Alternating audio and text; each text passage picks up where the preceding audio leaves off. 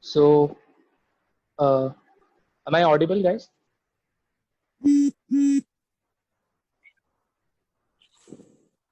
Okay.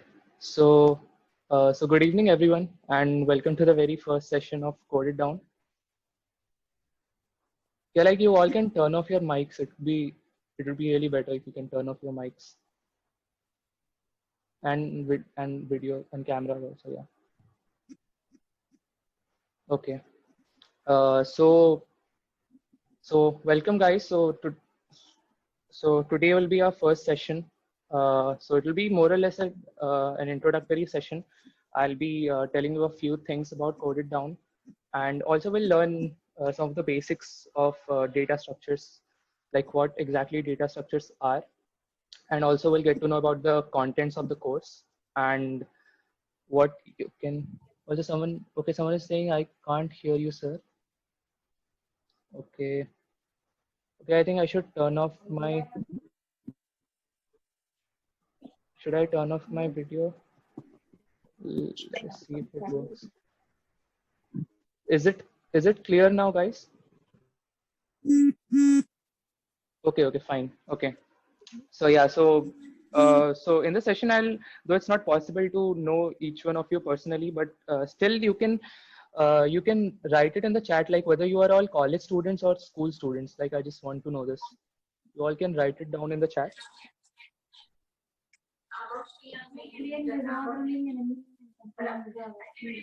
Great. Okay. So more or less, most of you are studying in colleges. Okay, fine. Okay, so let me introduce myself. So my name is Abhishek Mohanty, and I'm also a student like you. I'm a second year undergraduate student. I study at IIT Kharagpur, and I'm from the electronics department. And so I'll be one of the trainers for this session. Along with me, there are two other trainers. And if you have attended any of the previous sessions, because this is actually the second series or the second batch, you can say. For the first batch, it was Anurag Gupta who used to take the lecture series. But this time, probably Anurag won't be taking the sessions that frequently. So, so I'll be taking the sessions, and along with me, there are two other trainers. Yeah, it's fine. It's fine if you haven't attended the previous one. I was just saying if you have attended, then you might be expecting Anurag Gupta to be present. But yeah, so Anurag Gupta won't be taking sessions that regularly. So it will be along with two other trainers who will be taking the sessions. Okay, so let me start with what exactly Code It Down is. So as you might be knowing, it is a technical community where we provide technical related courses. So as of now, we are providing the only one course, which is based on data structures and algorithms. But in future, we are also planning to come up with a bunch of new courses so that you get option to choose from. And also like don't treat me like a teacher or something. Okay, since I'm also a student like you, so I expect that the sessions are not a one-way communication. If you have any doubt, you can either turn on your mic and ask, or maybe write it in the chat. And also, if you know something which is new related to the topic or something, you can also share that in the chat. Okay, you are in which year? Okay, I'm in second year. Yeah. So you can also share it. So it will be, so I expect that the sessions should not be monotonic. I mean, it shouldn't happen that only I am teaching you guys and I'm also okay. So yeah, so I expect the sessions to be interactive so that we all can learn and we all can grow together, right? And a few things to say, like what you can expect from this whole bunch of sessions that we're going to arrange for you. So okay, so these are in the sessions will not be teaching you like the most advanced topics of data structures and algorithms. Okay, we'll be teaching you some of the basic data structures and algorithms. Okay, Praveena, it would be good Praveena, it would be good if you can turn off your mic.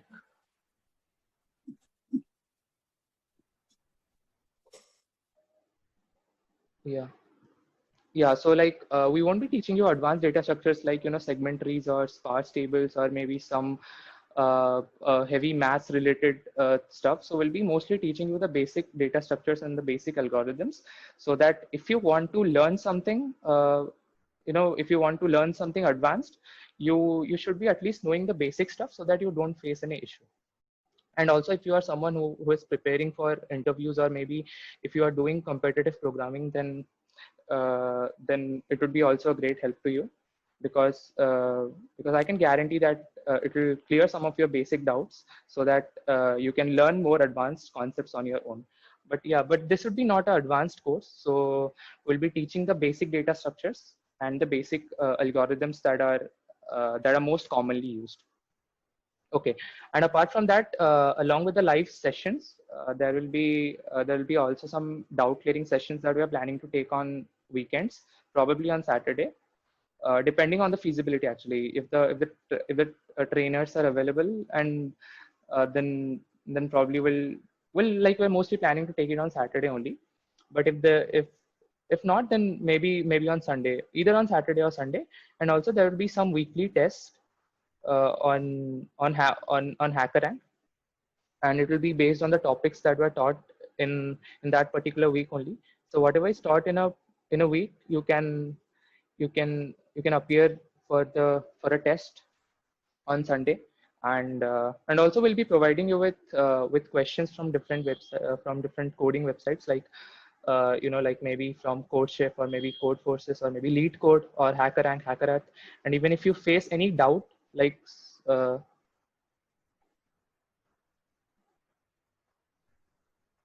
I, I think all are muted probably.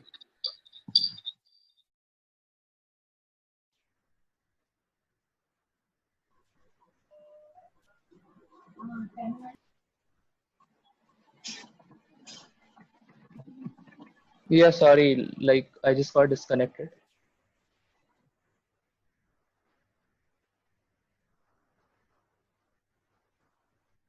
Yeah, so I was saying, like we'll be also providing you with a bunch of questions from different coding websites, like CodeChef or CodeForces, or maybe HackerRank or HackerRat, for you to solve. And also, if you face any difficulty while solving something, you can always share stuff in the group in which you all are added to. I guess you all are added to that WhatsApp group, right? So you can always ask doubts there. And also you can personally ping us, like the trainers. If they're free, then probably they will reply to your doubts. So yeah, so more or less this is the basic structure of how we'll continue the sessions. And with time, if we face any issue with the timings, then probably we'll try to keep that flexible, because most of you might be having classes now. Okay, so if you are not added to the group, then probably we'll do something. Okay, because I'm not handling the group part, like how the students are added to the group. So probably I'll talk to the Code It Down team. Yeah, I'll provide my WhatsApp number. If necessary, you can ping me. Okay. No, I'm not the founder of Code It Down. So Anurag Gupta is the CEO and founder of Code It Down. Yeah. So yeah, so more or less this is the basic structure of Code It Down. And yeah, like as I said, if you face any difficulty or doubt, you can ask in the chat, and also you can turn on your mic and ask. Okay, so that's really nice. And I also expect you to ask doubts, because during the sessions, because it would be really nice to get your doubts cleared during the session itself. uh, and also if you miss a session, then we'll be uploading the videos. Okay, you can find the videos in YouTube, and you can watch them.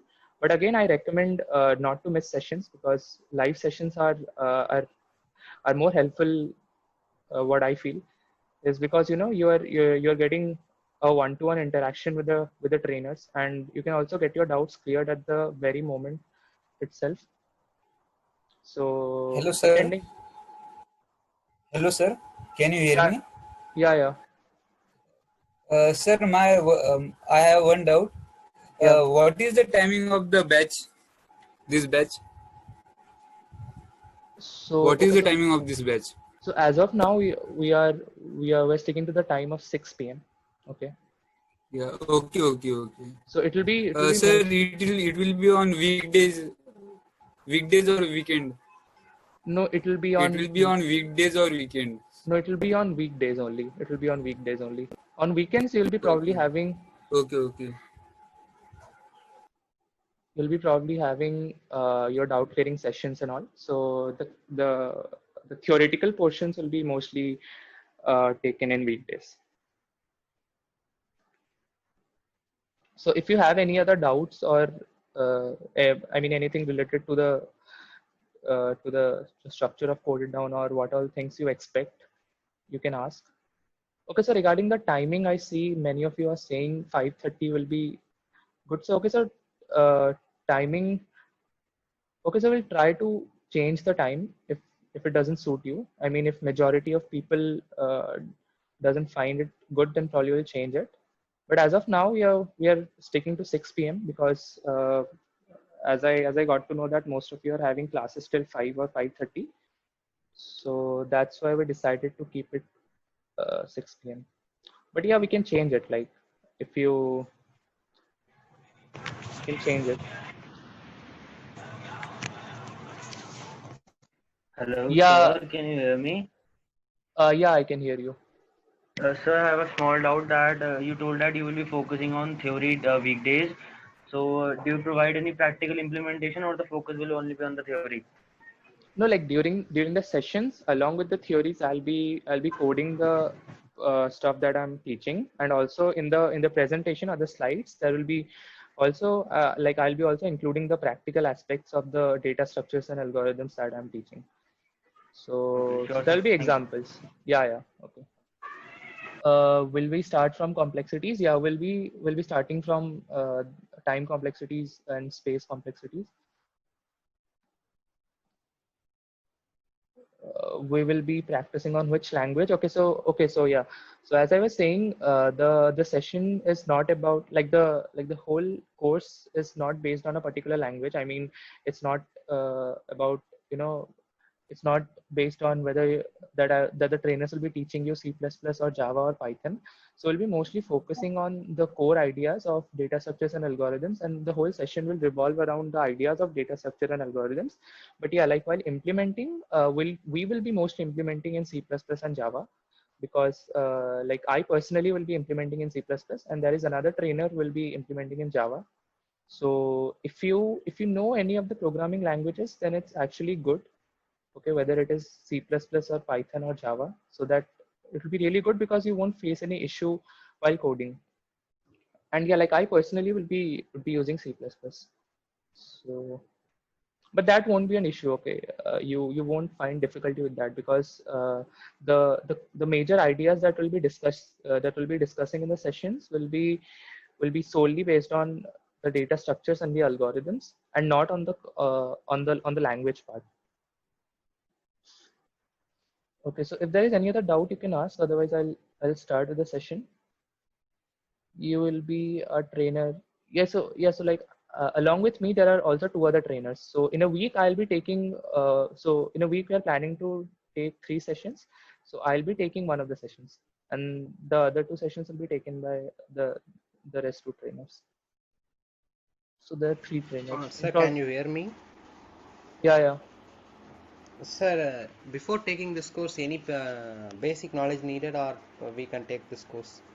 No. There is no prerequisite knowledge, but as I said, like if you know any of the programming languages, like since you that like that's why I asked in the very beginning whether you are school students or college students. Since you all are college students, then I'm pretty sure that you and then I'm pretty sure that you must have been taught any of the programming languages in the very first year itself. So I expect you to know any of the popular programming languages like C or C++ or Java or Python. so that you don't face any issue while coding. Because if you only learn the data structures and the algorithms and don't apply them, then there is actually no benefit that you will get out of it. Or so if you only attend the sessions and learn the stuff and don't apply it, then uh, it will be it won't be that beneficial for you. So that's why it's better if you know any of the programming languages, so that you can code the things, so you can code stuff on your own. And also, as I said, we'll be hosting some contest, practice contest on Sundays. So you can also attend them. Like if you know programming in any of the popular programming languages. Okay, so duration of session will vary. It will be mostly of 60 minutes, 60 to 90 minutes, you can say, depending on the topic which is going on. I mean, if the topic is something like let us say graph theory, or the trees, or maybe dynamic programming, which actually include a lot of which are actually content heavy. So probably those topics may stretch the time of the session. Otherwise, it will be mostly of 60 to 90 minutes. 90 minutes is what you can expect. More or less, it will vary from 60 to 90 minutes. Yeah.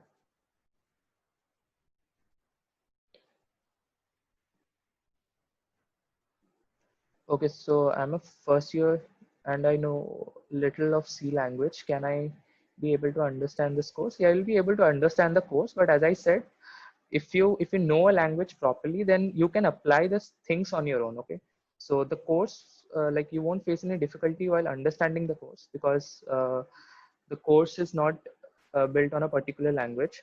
So yeah.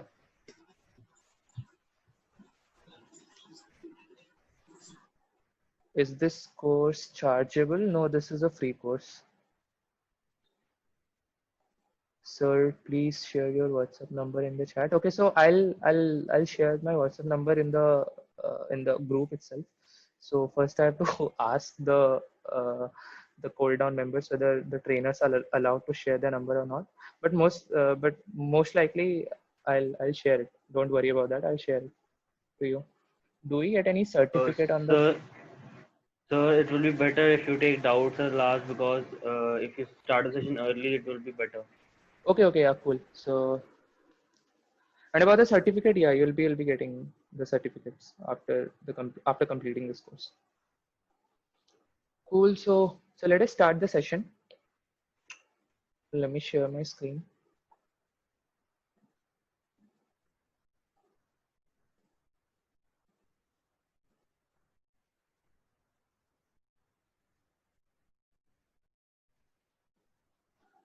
So guys, are you guys able to see the slides?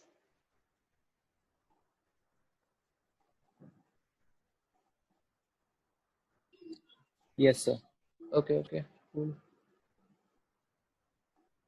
Yeah, so in today's session, we'll be learning mostly about what exactly data structures are, and what exactly is an algorithm.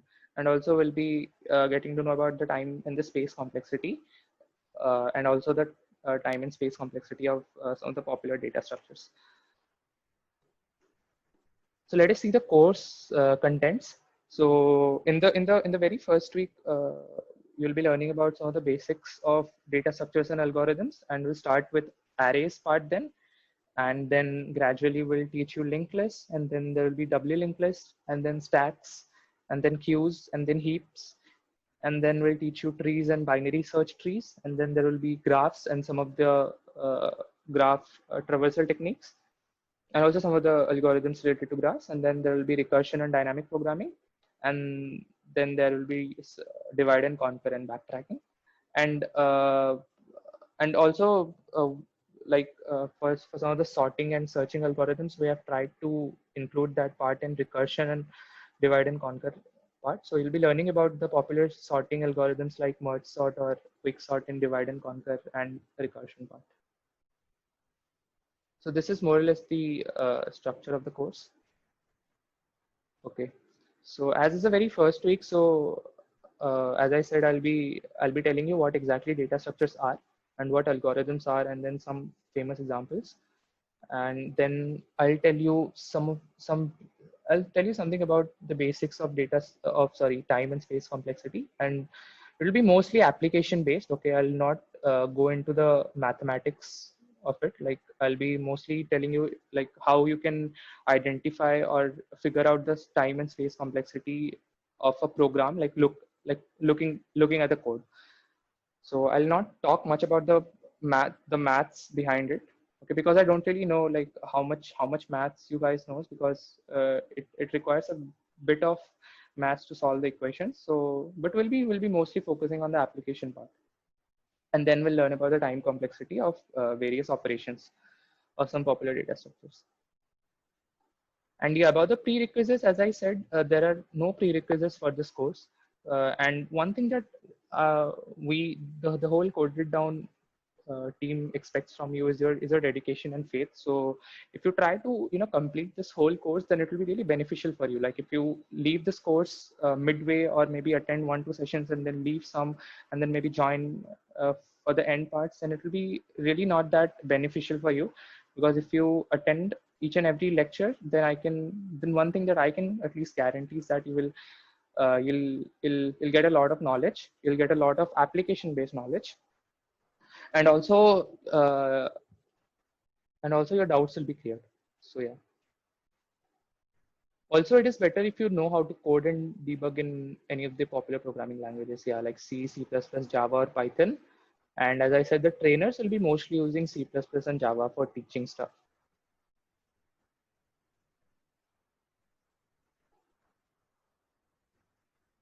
Guys, don't annotate, please. So let us see what exactly data structures are. So I'll go with the classical definition. So it says in computer science, a data structure is a data organization, management, and storage format that enables efficient access and modification. So more precisely, a data structure is a collection of data values, the relationships among them, and the functions or operations that can be applied to the data. So guys, it would be better if you don't annotate, please, like annotate on the screen. Yeah, so like it is saying a data structure is something like a container, okay, which can hold data, and using that container or that data structure, you can manage your data, and you can do a lot of operations to your data.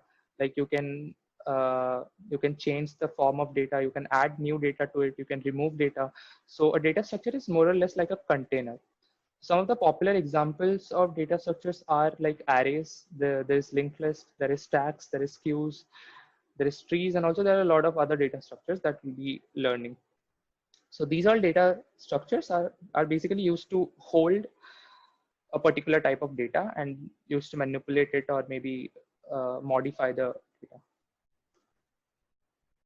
So some of the real life examples of data structures are of a queue data structure is a queue, which you can see in front of any shop, or maybe in front of a library counter, where whoever is at the front of the queue gets served first, and whoever is at the rear of the queue is served at the end. And also these are the examples of the stack data structure. As you can see, like a stack of books is a example of stack data structure. And yeah, like tree data structure is used to mostly show hierarchy, or like, and what do I mean by hierarchy? Like as you can see, there is a hierarchy of positions here. Like in a company, there are board of directors, and then positionally they are at a higher level, or at a superior level, you can say. And then below them there are CEO, CO, and CFO, and then there is president, and then there are sales and marketing people. So as you can see, a tree data structure is used to show some hierarchy, and in this case there is a positional hierarchy. So these are some of the real life examples of data structures. So let us move ahead. So I guess up to this things are clear to you, but still if you have any doubt, you can ask.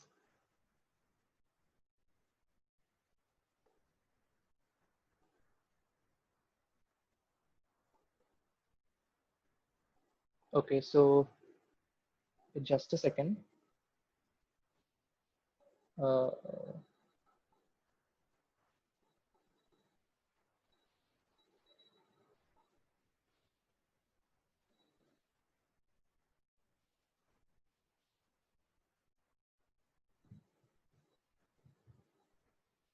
yeah. Now let us see what are algorithms. So we'll again look at one of the famous formal definitions of algorithms, and it says in mathematics and computer science, an algorithm is a finite sequence of well-defined computer implementable instructions, typically to solve a class of problems or to perform a computation. So what are exactly algorithms? So algorithm is basically a set of well-defined steps is what you can say in the most simple terms. So these are a finite and well-defined steps which are used to solve a simple or complex problem. And like you can see some of the real life examples of algorithms. Like you can say addition is an algorithm. Like you don't like whenever you add two numbers, you add them like by following a particular set of rules. Like you write both the numbers, you first add the digit which is present at the ones place, and then you take the remainder with 10, and then you carry the digit, and then you again add the digits present at the tens place, and then you carry on that. So there's a particular set of rules that you follow to carry on this addition operation. So that's why addition is also an algorithm. Also, finding GCD of two numbers is based upon a fixed set of rules, which we call an algorithm. So like if you are given two numbers, you first factorize the numbers, you first find out the prime factors, and then you see which factor is present in both the numbers, and then you consider that factor as a GCD, and then you keep on doing that for all the factors. Similarly, multiplication is also an algorithm. Like whenever you multiply two numbers, you first start with the like you write both the numbers, and then you start with the ones digit, and then you multiply with all the digits of the first number, and then you start with the tens digit, and then you multiply that with all the digits of the first number, and then you carry on doing the same for the rest of the digits. So basically what you are doing is actually you are following a finite sequence of well-defined rules, or a set of rules to solve a problem. So this is basically an algorithm. So as you can see, more like more or less algorithms are shown using flowcharts. This is a very popular way of showing algorithms. Like let us say if you want to determine whether my number is even or odd. So what you do is you first take the remainder of the number with respect to 2, and then if you get the remainder as 0, then you classify the number as even, and if you get the remainder 1, then you classify the number as odd, and then you finally output your answer, and then your algorithm ends. So this is a very popular way of showing how an algorithm proceeds and what are the steps that are involved in the algorithms. So flowchart is a very popular way of doing that. Yeah, also you can see like how if you see how grades are calculated. Let us say there are these are the marks of a student in 4 different subjects, M1, M2, M3, and M4. And to calculate the grade, what we do is we first find out the average of his marks, so which we do by adding the numbers and dividing it by 4. And then if the if that number is less than 60, we classify it as fail, otherwise we classify it as pass. So this is also an algorithm because it is following a finite set of rules to reach to a particular result.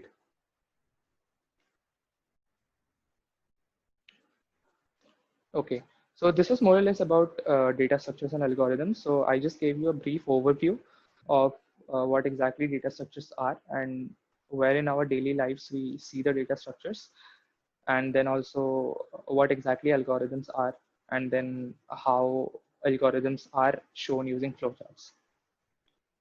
So let us see what is time and space complexity. So if you have any doubt, you can ask. Otherwise, I'll continue with this time and space complexity.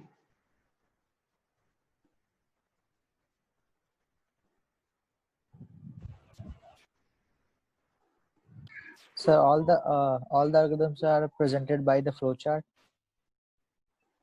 You can use a flowchart to to basically depict or to show the structure of an algorithm. You can do that using a flowchart. You can always do that. Though like for more complex algorithms, the flowchart becomes making a flowchart becomes difficult because you will have to take a lot of cases into consideration. But like for easy algorithms, you can do that. But you can do it for any algorithm, for any process which has finite set of rules and some well-defined steps. You can always show them in a flowchart.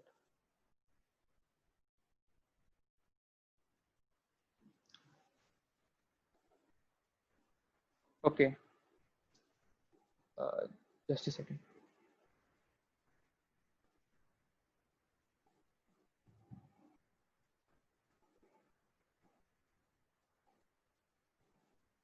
Whether someone is asking difference between algorithm and program. So I don't really know whether this difference makes any sense or not, because like a program is something that you write in any particular language, and then algorithm is something that you implement in a program, that you can implement using a program. So you can say to implement an algorithm, you basically program something, or you use the various programming languages to implement an algorithm. So it's sort of like, I mean, like I don't find any sensible difference between these two, but yeah, like this is my take on the difference between an algorithm and a program. So you can basically use the programming languages to implement an algorithm. Is what I want to say.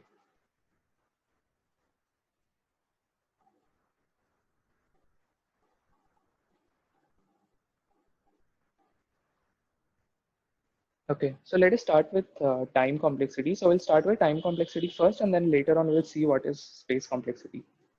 So it says time complexity of an algorithm signifies the total time required by the program to run till its completion. So the time complexity of algorithms is most commonly expressed using the big O notation.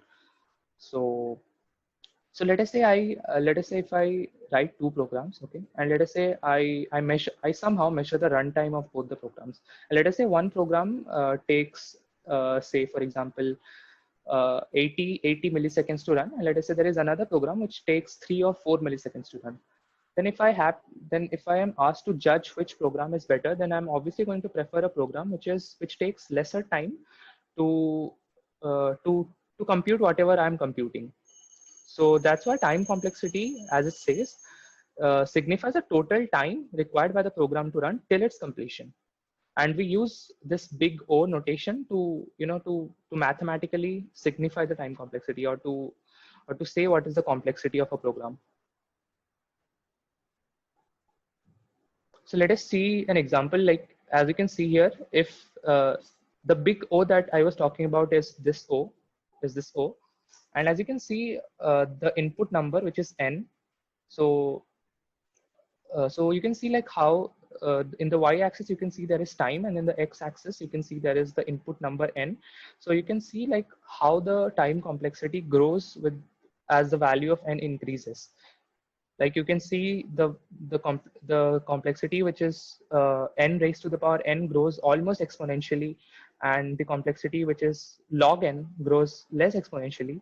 And similarly, there is a ON algorithm, which almost grows linearly with time. And then there is a O1, which is independent of the value of n. Like it takes a constant time to execute the program. So these are a few examples of the popular or the most commonly used time complexities. Like more or less, you will see programs which run in ON complexity, or ON square, or maybe square root n, or log n, or maybe n log n. So these are the graphs of those complexities. Now let us see how to figure out the time complexity looking at the code. So as we saw in the previous picture, like there were a bunch of different time complexities, but let us see what is the building block of such a time complexity. So let us define the time complexity of a simple and single operation.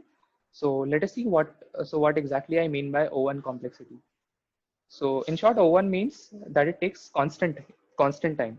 And what do I mean by constant time? Like the constant time can vary, like it can be 14 nanoseconds or it can be 60 nanoseconds.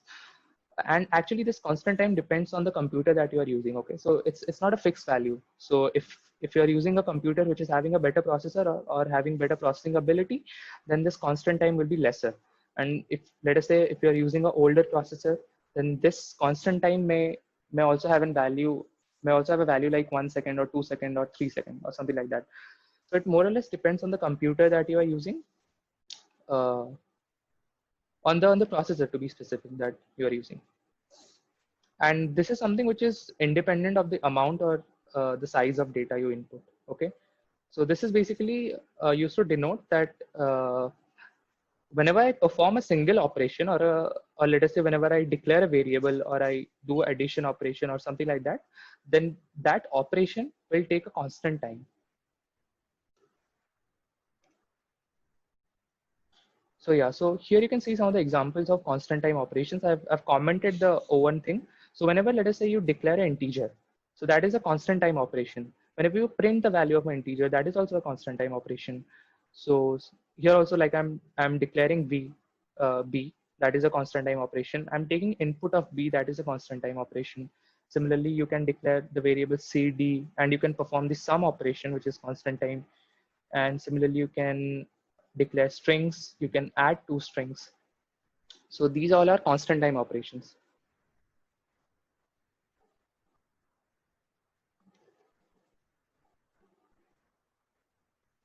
Okay.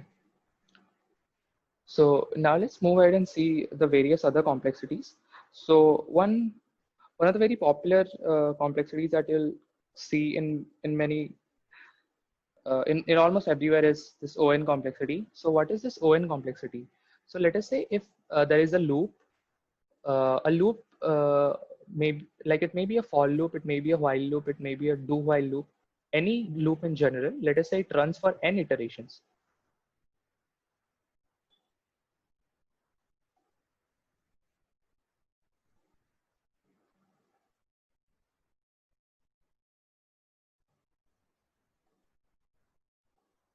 Let us say it runs for n iterations.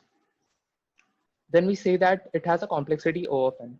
So as you can see in the piece of code, I declared n, which is a O1 operation. Then I took the input of n, which is a O1 operation. Then I declared a for loop, okay, which is running n times, and it is doing some operations n times. So we say that this loop has a complexity of On, right?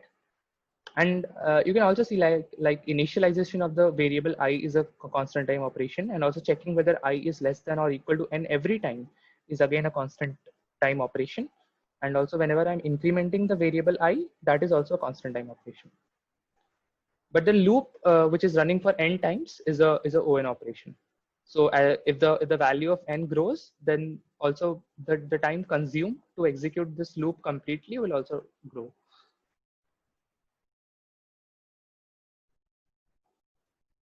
Okay, so let us see what if we take nested loops. I mean, what if I take a loop inside a loop? So well, in that case, the complexity gets multiplied. Like as you can see, I've taken an outer loop which goes from 1 to n, and then there is an inner loop for the variable j which goes from 1 to n. So in that case, for a particular value of I, the inner loop will run for n times, and then the I, and then like as I said, for a particular value of I, the inner loop will run for n times, and then similarly the value of I changes from 1 to n. So for every value of I, the inner loop will run n times. So the complexity will be n square. And similarly, if I take 3 loops for I, j, and k, the complexity will be n cubed. Okay, so here is a quick question for you. Like, what is the complexity Sir, of? excuse me, sir. Sir, if there are n number of loops or infinite loops, then what will be the complexity?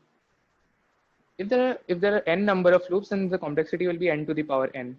I mean, if there are n nested loops, Okay, it and will be. if the loops are infinite, we don't know the number. It is greater than n, then I like what do you mean by infinite? I mean, you have to manually code the loop. So you will code something which is a finite number. Like you cannot code something, like you cannot code an infinite number, right? So let us say if I'm declaring, let us say if I'm writing a code which is having, let us say for example, 10 nested loops, and each loop is running from 1 to n, then the value will be n to the power 10. And similarly, let us say if there are 100 nested loops, then the complexity will be n to the power of 100. And similarly, if it is running till for any general value k, if I'm having k nested loops and each loop is running, like each loop is having a loop variable which is running from 1 to n, then the complexity will be n to the power of k. So it will be obviously finite. Like, I mean, it won't be infinite because you are coding the loops manually. So you cannot code an infinite loop. But sir, like for example, we coded a program and made a little bit of error, so that in the error the program runs infinite number of times. Like you see the code window is running infinite number of times. Then can we judge the time complexity in that case also or not? Yeah, so as you said, for a infinite loop, let us say you let us say you declare a for loop, and let us say you do some error for which your loop never ends. So in that case, the complexity is not specifically defined, okay? Because it should have been O of n or O of n Finite square. number. Yeah, but it's actually not, because it's not because it is not stopping at all. So in that case, the complexity is not a finite number, so it is not defined in that case. So here is a question for you. Like you can answer this question in the. Hello, excuse me, sir. Yeah.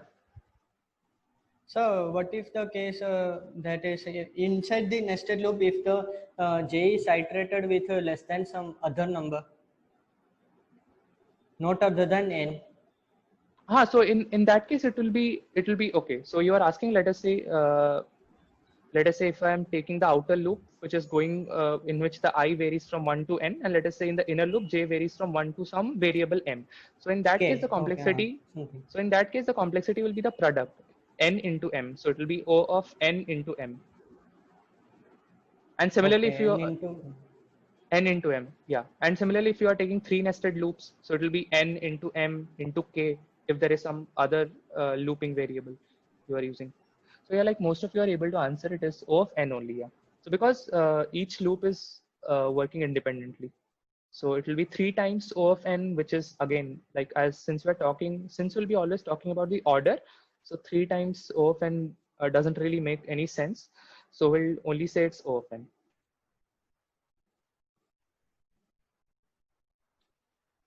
Yeah, so because these loops are independent of each other, okay? Like first this loop will run, and okay, so like first this loop will run, which is having I from 1 to n, and it will take O of n, okay? And then the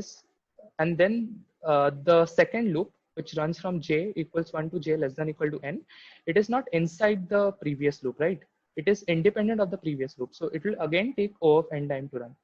So the first loop in which I was the variable, it took O of n time to run.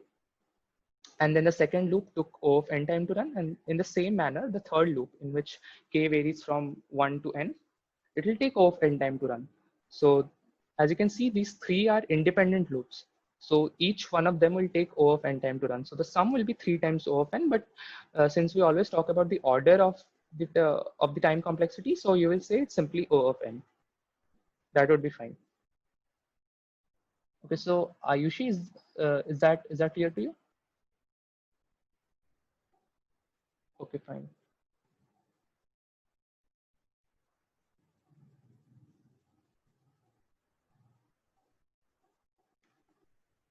Now let us see how if let us say we're given a piece of code, and how to see if the complexity of the program is n log n. Like, because log n is a very it's not that usual thing that you can like directly looking into the code you can identify whether the program runs in a log n time or not. So this is the example of code that I've written here, which runs in log n time.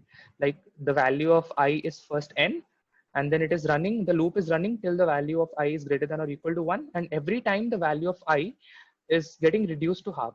So like first the value of I was n, then it got reduced to n by 2, and then again half, so n by 4, and then n by 8, and then n by 16, and so on, up till the loop will continue as long as the value of I is greater than or equal to 1. So this is an example of a program which takes log n complexity to run. So I'll quickly share the proof of this, okay, like how the log n factor comes. Yeah, so this is the proof. So initially the value of I was n, and then after every iteration its value is getting halved. So let's assume our operation has some OK complexity. We don't know K. So that is the loop ran K times, let us say. So initially the value of I was n. In the second iteration, it became half, which is n by 2, and then n by 2 square, and then up to n by 2 to the power k. But as we know, the loop must have stopped only when I is equal to 1 for the first time. So I can say that the last value of I, that is n by 2 to the power k, is equal to I in the stopping condition.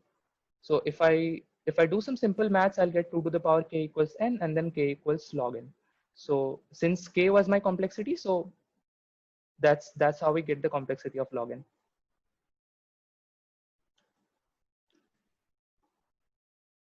I hope the proof is clear to you. Like it's basically simple maths.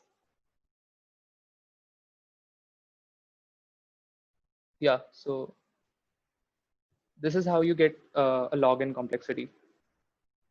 So guys, there is like this Zoom has a restriction of meeting time. So as you can see, there is less than a minute left. So you can use the same link to join. I have a few more slides to do it, and then probably we'll end this. Will you provide notes or share the slides? I can share the slides, but there are no notes actually. So this is something that I did on my rough notebook. So I can share the slides. That would be possible. So yeah, I can share the slides. Okay.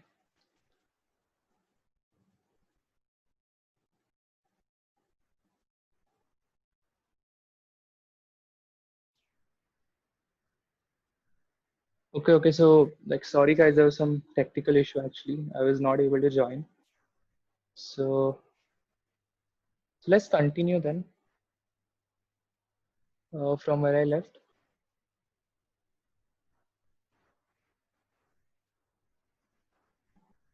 So are there any doubts? No, fine.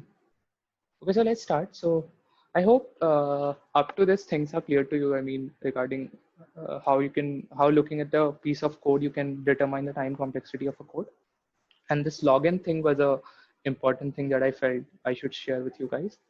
And similarly, like as you saw in this graph, there was a square root n complexity.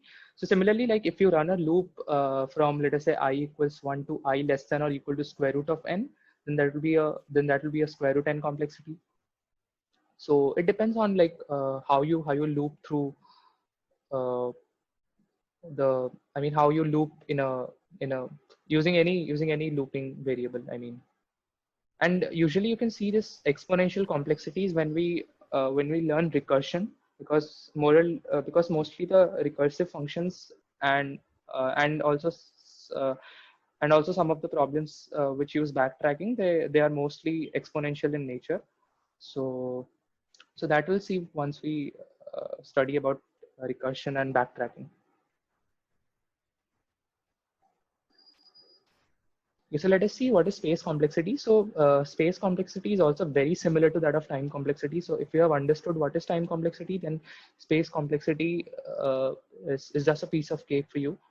I mean, so we can still see the definition as it says space complexity is a measure of the amount of working storage that an algorithm needs. So that means how much memory in the worst case is needed at any point in the algorithm. So let us say if you have written a piece of program or which uses and in which you have also written an algorithm, or let us say any program you have written in general. Like I'm specifically talking about algorithm because we usually define the time and space complexity of an algorithm, like how efficient an algorithm is, but you can also define the time and space complexity of a program also, like because if the program uses some particular algorithm, which you have like if you have coded some algorithm in a program. So it means how much memory in the worst case is needed at any point in the algorithm. So as with the time complexity, we're mostly concerned with how much with how the space uh, needs grow in big OH terms as the size n of the input problem grows. So yeah, like you can see if n is something which user inputs to us, and we want to see how much space is taken by the program during the execution of the program. So for that, we define a term known as space complexity. So we can quickly look at the code so that it becomes more clear to you. So yeah, so whenever I define a single variable, okay, let us say it is an integer variable. So we say it takes O1 space or constant space. Though you might have a doubt that if I define a character variable, then the size of a character is less than int, or let us say if I define long integer, it might have a like it usually have bigger size than characters, but still we define it as a constant space because it is constant. Okay, like the value is fixed for that particular variable.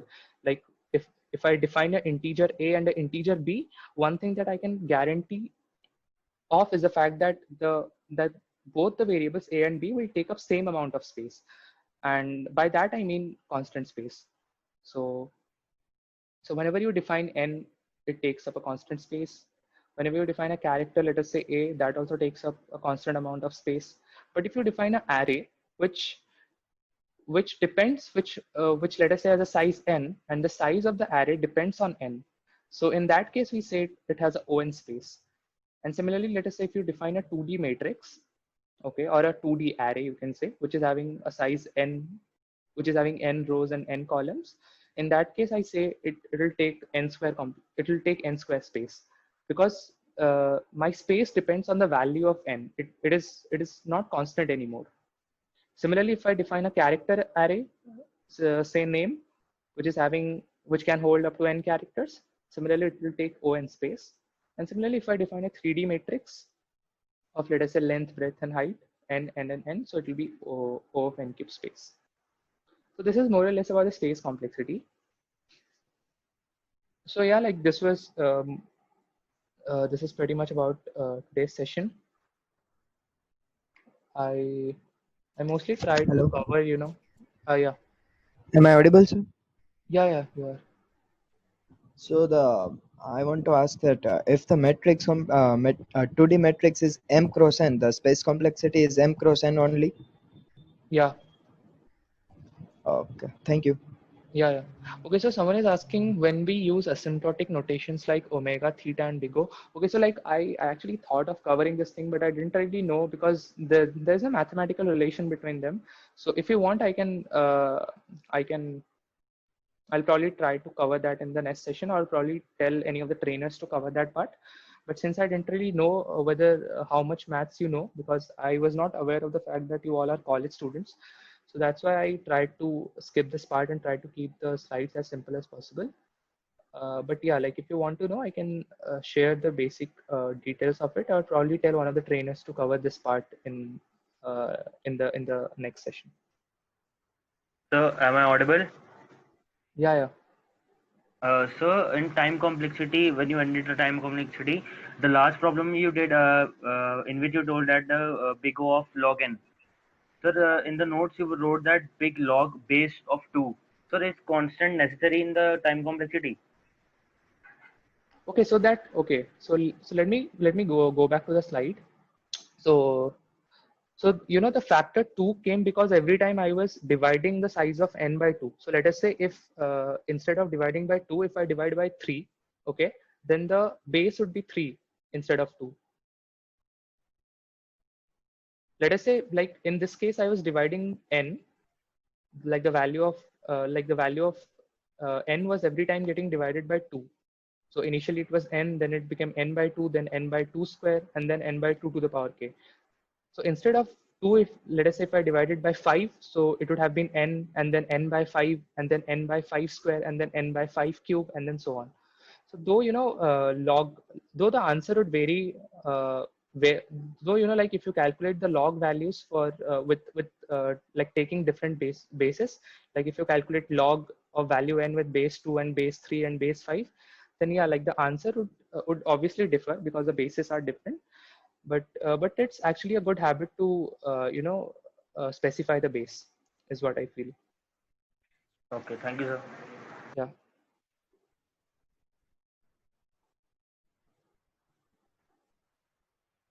So if you have any other doubts, you can ask any doubt, I mean, in general. And about that omega theta and big O, yeah, so like there are like I could have added it, but I intentionally didn't. So like there is something known as a lower bound and then an upper bound of a complexity. So they are used for these different cases. And also we try to calculate the functions like by seeing, also there's a bit of maths in it, so that's why I intentionally tried to not add that part in my slide, so that's why. But yeah, like if you are willing to know about it, then I can tell one of the trainers to cover that part.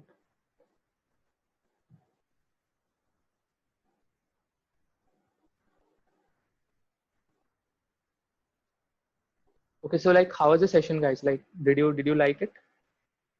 Yeah, sure. You are interested to know, I'll share the details with you. Awesome. Oh, thank you. Yes, so the session was fantastic. Thank you, guys. Thank you. So it will be really nice if you don't leave in between and stay. I mean, try to cover all the sessions, because I'll try to prepare good slides and include good material, and also I'll be also solving questions from different online platforms. After I, like since this was a very basic session, I mean, I just try to keep it sort of an ice breaking session so that we get to know each other well. So from the next session onwards will be when we'll be actually learning about the data structures and the algorithms. I'll be also solving some of the questions live. So we'll be debugging. Also, we'll be also debugging the code together. And yeah, so and also if you know something, new, related to any particular topic, you can also share that. Yeah, teach things which you have learned from coding points and tricks. Yeah, sure. I'll try to, like, if you have been doing competitive programming, I'll try to tell you some of the tricks also. So how can we get those slides, sir? Probably the slides will be shared to you in the WhatsApp group itself. I'm not really I'm not aware of how the logistics are handled, so I'll probably talk with the Code It Down team, and they will somehow manage it. Either they will upload it in the app, like I'm not really sure about it, or they will share it in the WhatsApp group. But you will get the slides. Don't worry about it. Yeah, you will get the slides. Also, like I'll try to share some of the basic materials regarding this time complexity. And yeah, another thing, if you want to practice about this time complexity thing, you can. There is a website called InterviewBit. I am writing the name in the chat. InterviewBit. You can go to this website, and there's a specific portion in this InterviewBit website where you can practice MCQ questions which are based on time and space complexity. Like you will be given a piece of code, and you will be supposed to answer the time and space complexity of that code. So you can practice that, because I didn't find anywhere else where I mean the questions related to space and time complexity, but InterviewBit is where I found a bunch of good questions which were related to the space and time complexity. So if you want, you can practice. Will you give us assignments? Yeah, assignments will also be given to you. Like assignments will be mostly questions from different coding platforms only, and you will be supposed to solve them. And if you face any doubt, you can always ask that in the group. And also try to have try to have a good rapport with your peers. Like try to help your peers. Like many a times it might happen that the trainers are busy, so they are not able to answer your doubts quickly. So like if some of you have already solved it, then you can also answer that in the group in which you all are added to. That will be also nice. So can we get the recorded session? The recorded session, as I said earlier, would be uploaded in a YouTube channel. There is a YouTube channel of Code It Down, and you can watch the videos there. Helpful and made me understand material better. Oh, thank you.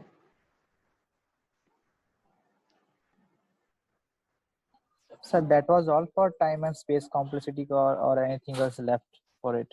No. That's it. I mean, I was just asking if you have any other doubts, you can ask. Like,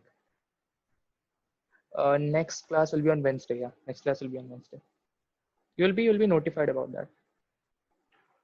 Okay, guys. Like, even I enjoyed taking this session. Like, it was my very first session, so I was also a bit nervous, like how to start things off, but it did go pretty well. And I'm hoping also the sessions that I take later on will be this nice also. So please give your number. Okay, so as I said, I'll provide you my number in the WhatsApp group. Okay, so don't worry about that. So yeah, so I think we should end the meeting now. Have a good day then, and then probably Wednesday I'll be not there. Another trainer will be taking your session on Wednesday. So probably I'll meet you next week. Most So probably. I have one question apart from this. So why you guys not using like a Geo Meet or anything else? Because the Zoom has only supported for a few minutes, or it is allowed for a few minutes. So you can use other platform to you can say the extend the meeting time. Yeah. Actually, we had a discussion about it, like with the Coded Down members, but like we were facing some trouble, while recording the videos. Like this Zoom app has a default recording option, so that's why we preferred using Zoom. But yeah, like we'll probably see if yeah, like this is actually an issue. Like this 40 minutes thing is actually an issue. But Yes, sir. yeah, like it like it breaks the flow in between. So that I get actually. But yeah, we'll try to if we'll otherwise try to shift to maybe Google Meet. Google Meet. Yes, sir. Will Google Meet is a quite better platform than this. yeah. Okay. So yeah, we'll try to otherwise conduct sessions on Google Meet. So I think Microsoft Team has also support the default recording screen recording. Maybe we can Okay. use it. Yeah. So yeah, we'll think about it. We'll probably use Google Meet or Microsoft Teams, which doesn't have this limited time meeting thing, so that we can continue our meetings for longer time. And yeah, we will think about it definitely. Yeah.